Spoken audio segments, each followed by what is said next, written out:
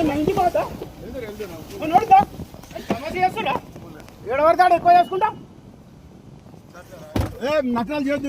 భరత్ నేను సీరియస్గా చెప్తున్నా. నేను నా ఇంటికి వద్దునా, నేను నా ఇంటికి వద్దా, నా ఇంటికి వద్దా తమాషా చేస్తా.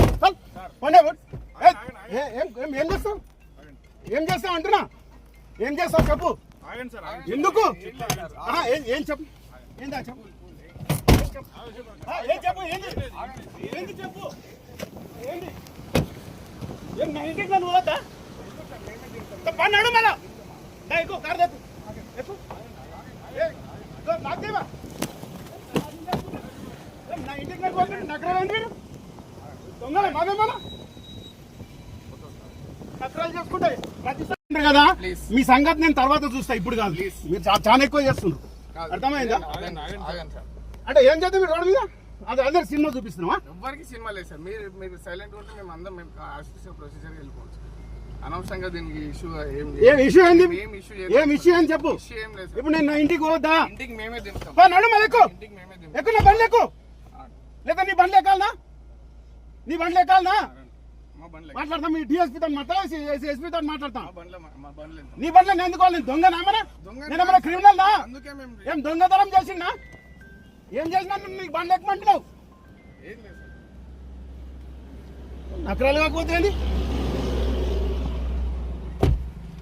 చూస్తున్నా కొద్ది ఊరుకున్నా కొద్ది ఎక్కువైపోతుంది మీది.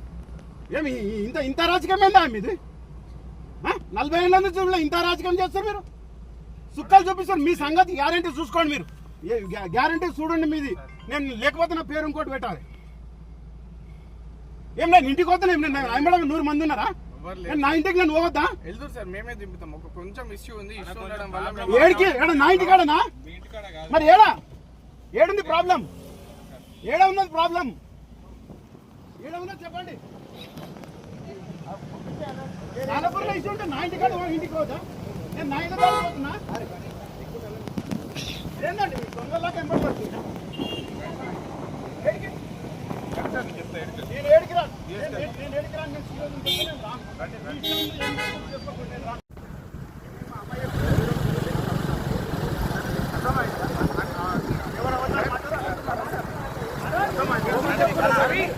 మేమే తీసుకెళ్తాం.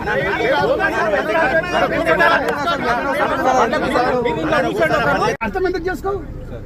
నేను ఎప్పుడు అబద్ధం ఆడను, మీకంటే 24 hours అబద్ధాలు ఆడతారు మీరు, నేను ఆడాను. మీకు నాకు చాలా డిఫరెన్స్ ఉంది, మీకు కూడా తెలుసు అది. అందుకే మీ డ్యూటీగా మీరు ఆడాలి, మీకు అది మీ హక్కు. మీకు ఆడకుండా నడవదు మీకు, నేను ఆడను. మా కాన్షియస్ పాత పోలీసు వాళ్ళని కూడా అడుగుతున్నా, నేను అబద్ధం ఆడినట్టుంటే నేను ముక్కు నేలకు రాస్తుంది. అర్థమైందా?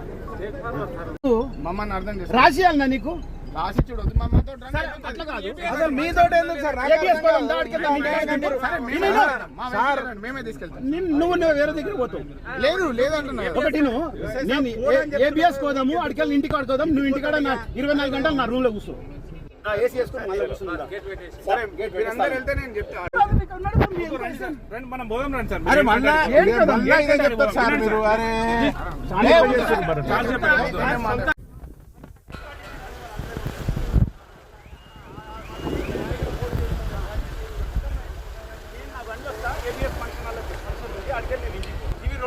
వేరే దగ్గర మీ బండిలోనే వెళ్దాం. డ్రైవర్ వేరే దగ్గర పోతాడు, డ్రైవర్ మీతోటే వస్తాడు, స్టీరింగ్ మార్చేట్టు. నేను నా ఇంటికి వస్తాను. ఇంటికి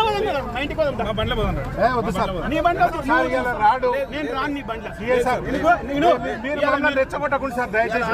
ప్రివెంటివ్ అరెస్ట్ చేయనికే నేనేం తప్పు చేయలే, నేనేం కాలపూర్ పోతున్నా నీకు చెప్పలే.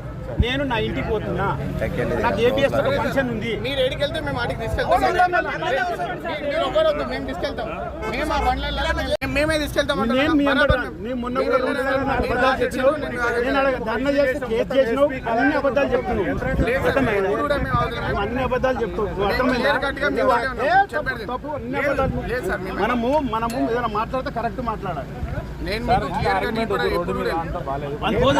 ఇంటికి పోతున్నా, నా ఇంటికి రాను.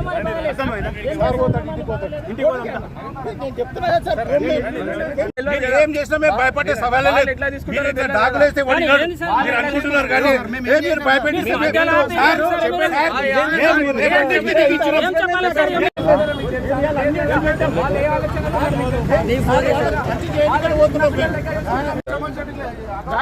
జావేద్ బండి తీసుకో. బండ్లు ఏంటంటే బండ్లు మా బండ్లు కూడా మీకు ఇవ్వాలా? మీతోటి వస్తుంది మీ బండ్లు ఏమైనా లేదంటే మా బండ్లు అవి ముందు నేను కాదంటలేము బండి